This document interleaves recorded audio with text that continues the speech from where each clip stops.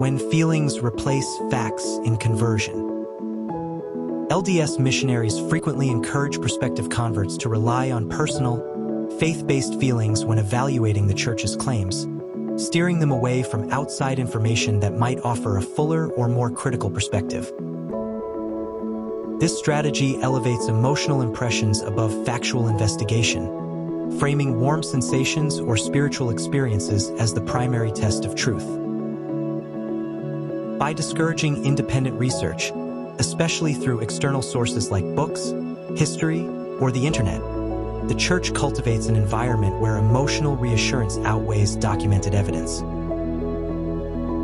This highlights a central tension in missionary instruction. While feelings may hold personal meaning, they cannot substitute for the thoughtful inquiry required to make an informed and rational decision about a lifelong religious commitment.